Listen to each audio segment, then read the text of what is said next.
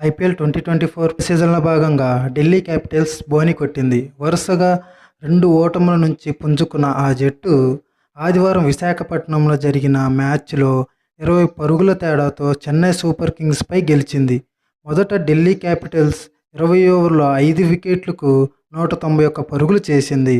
అందులో వార్నర్ 35 బంతుల్లో 52, 5 ఫోర్లు 3 సిక్సులతో రాణించగా, పంత్ 4 ఫోర్లు 3 సిక్సుల సహాయంతో 32 బంతులు 51, పృథ్వీ షా 4 ఫోర్లు 2 సిక్సుల సహాయంతో 27 బంతులు 43 రాణించారు.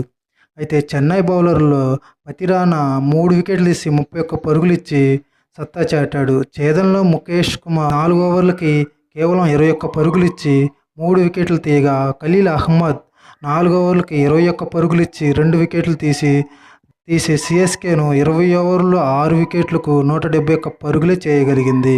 రహానె 5 ఫోర్లు 2 సిక్సుల సహాయంతో 30 బంతులు 45 చేసి పోరాడాడు. లాస్ట్లో వచ్చిన ధోని బ్యాట్తో మెరిశాడు. కేవలం 16 బంతుల్లోనే 37 కొట్టాడు. అందులో 4 ఫోర్లు 3 సిక్సులతో అభిమానులను అలరించాడు. ఫేస్ దెబ్బ భారీ లక్ష్య ఛేదనలో చెన్నైని ఆరంభంలో అహ్మద్, ఆఖరులో ముఖేష్ దెబ్బ కొట్టారు.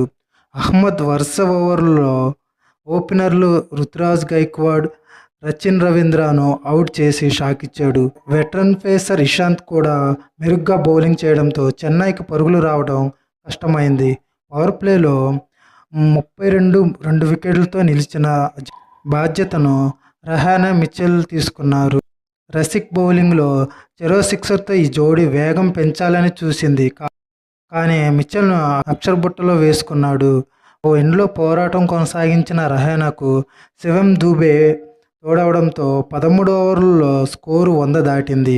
అప్పుడు బౌలింగ్కు వచ్చిన ముఖేష్ మ్యాచ్ను పూర్తిగా ఢిల్లీ వైపు తిప్పేశాడు. వరుస బంతుల్లో రహానె, సమీర్ రిజ్వీను అవుట్ చేసిన అతను ఆ తర్వాత దూబేను పెవిలియన్ చేర్చడంతో చెన్నై పని అయిపోయింది. జట్టు ఓటమి ఖాయమైన అభిమానులకు ధోని బ్యాటింగ్ చూసే అవకాశం రావడంతో స్టేడియం దద్దరిల్లింది. జడేజా 21 నాటౌట్తో కలిసి ధోని ఓటమి అంతరాన్ని తగ్గించాడు. విశాఖలో టీ20లో ఛేదన జట్టుదే ఆధిపత్యం. కానీ పిచ్ సహకరించడంతో పంత్ బ్యాటింగ్కు ఎంచుకున్నాడు. అయితే కాస్త పచ్చికతో కూడిన పిచ్చిపై చెన్నై పేసర్లు ఆరంభంలో కట్టడి చేయడంతో 4 ఓవర్లకు ఢిల్లీ స్కోరు 24. కానీ చాహర్ వేసిన ఇన్నింగ్స్ 5వ ఓవర్లో అంతా మారిపోయింది. ఆ ఓవర్లో వరుసగా 6, 4, 4తో వార్నర్ విధ్వంసం మొదలుపెట్టగా, ఆ వెంటనే ముస్తఫిజుర్ బౌలింగ్లో హ్యాట్రిక్ 4లతో ఈ సీజన్లో తొలి మ్యాచ్ ఆడుతున్న పృథ్వీ షా జోరందుకున్నాడు. ఈ ఇద్దరు బౌండరీల వేటతో సాగిపోయారు. కానీ పతిరానా అద్భుత ఫీల్డింగ్, సంచలన బౌలింగ్తో ఢిల్లీకి కళ్ళెం వేశాడు. పతిరానా పట్టిన సూపర్ క్యాచ్కు వార్నర్ నిష్క్రమించాడు. పృథ్వీ కూడా వెనుదిరగడంతో 11 ఓవర్లకు ఢిల్లీ స్కోరు 104-2తో నిలిచింది. మిచెల్ మార్ష్తో పాటు సబ్స్ను కూడా ఒకే ఓవర్లో తిరుగులేని యార్కర్లు పతిరానా బౌల్డ్ చేయడంతో ఢిల్లీ కష్టాల్లో పడింది. ఈ దశలో పంత్ నిలబడ్డాడు. నెమ్మదిగా ఇన్నింగ్స్ను ఆరంభించిన అతను లయ అందుకున్నాక చెలరేగాడు. మొదట 23 బంతులు 23 పరుగులే చేసిన పంత్ ఆ తర్వాత ఆడిన 9 బంతుల్లో ఏకంగా 28 పరుగులు చేశాడు.